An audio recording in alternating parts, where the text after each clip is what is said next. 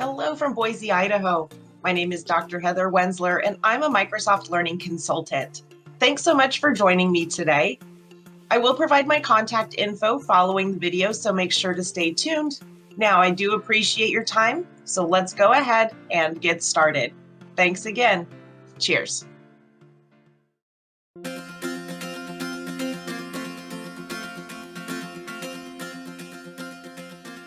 Let's take a look at how you can join a Microsoft Teams meeting from an email invitation. The great news is this: you don't have to have a Microsoft account, and you don't have to have the downloaded Microsoft Teams app in order to join a meeting you've been invited to. Makes it really simple. You also don't have to worry about what browser you're using or what device you're using, because it will work on just about anything. So I created a meeting in my Microsoft team, and I've invited myself through a different email account. And here's what the email invitation looks like. And you can see right in the middle of the screen, it gives me the option to simply click and join. Now, again, I don't have to have a Microsoft account, and I don't have to download anything in order to join this meeting. So I'm simply going to click here to join the meeting, and it's going to open a browser tab. And what this is asking here at the top is if I want to open the desktop app. I don't have to. So in this case, I just want to stay on the web. I'm going to click cancel. And now I have three choices on my screen. I can download the app, which I already have. I can continue in the browser, or I can go ahead and open the app I already have. And for this exercise, I'm just going to do the web-based app instead. So I'm going to click continue on in this browser, and it's going to take me in to my meeting. And so here at the beginning, you'll notice I have some choices about whether or not I want to share my video camera and share my audio. I'm going to turn both off, and then all I have to do to join the meeting is click Join Now. And then it's going to take me into the meeting. Now, I'm an attendee in this meeting, so I can't share my screen or lead this meeting unless the owner of the meeting gives me specific permission. So let's take a look at these controls that are down near the bottom of my screen.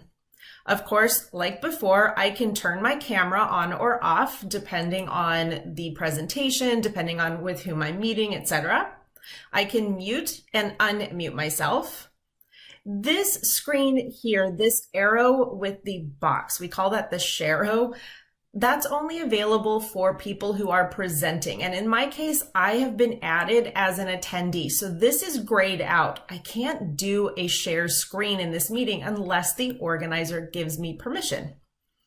I'm going to come back to the more actions in just a second. With Microsoft, 3 dots always means more here.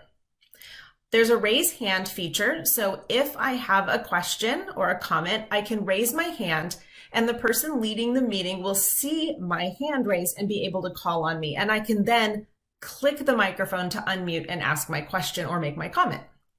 There's a conversation or chat feature where I can chat with all of the participants in the meeting. So this is a great place for a Q&A.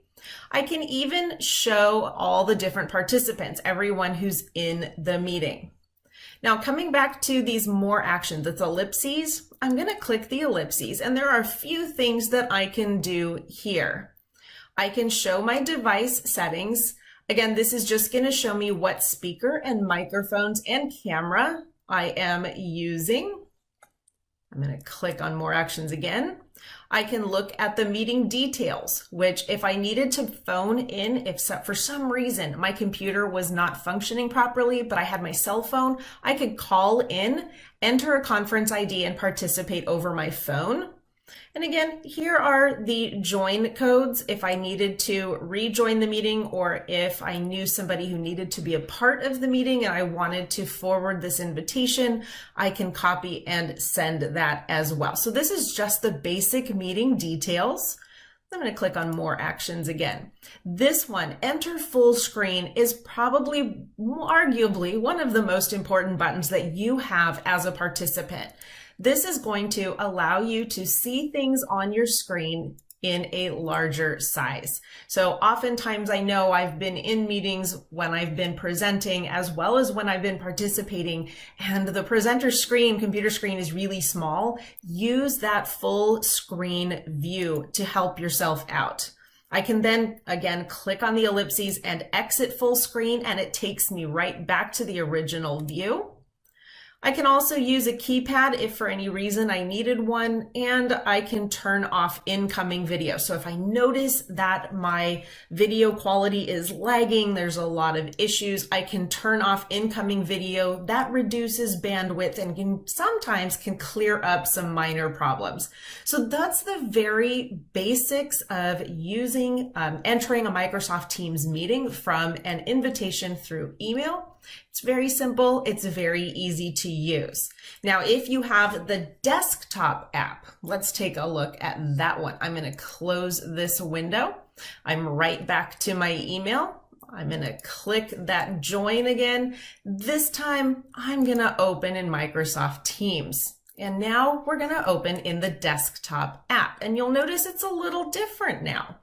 The desktop app, of course, has more features. So while I have the same choices, again, the layout is just a little bit different. So here on the left is where my camera is. I can choose my computer audio here on the right, whether I want it to be my computer, my phone, if I have a video conferencing device in my office, for example, I might have a room audio, or I might not use audio at all, where I'm just listening. And again, I'm just going to click Join Now. And I'll still be an attendee. It's the same meeting. But here I am now in the desktop app version. Again, you don't have to be, but I just wanted to show here is my toolbar. I've got some of the same things going on at the top. In this case, I am logged in as the owner of the meeting. So there are some features that'll be different from being a participant. But I still have my participants. I still have that conversation for the Q&A. I still have the raise hand feature. You may or may not see the breakout rooms icon. I can, of course, turn my camera and my microphone on or off. Because I'm now the person in charge, I'm logged in as the organizer, I can now share my screen with people who have joined the meeting. But again, I still have these little 3 dots. And when you click the 3 dots, you may have some or all of these options available to you. The biggest difference will be in your ability to use background features, background effects, if you're sharing your video camera. This is available only in the desktop app. It is not available online, but that's really the biggest difference. Almost all of the other features, almost all of them are available in the web-based app. So that's how you join a meeting, and a quick walkthrough of the toolbars for both the web-based and desktop Microsoft Teams app. Cheers. Thank you so much again for joining today. As promised, my contact information is up on the screen. If you do find yourself in need of support, please don't hesitate to reach out. I'm here to help in whatever way you need. Have a fantastic rest of your day. And again, thank you. Cheers.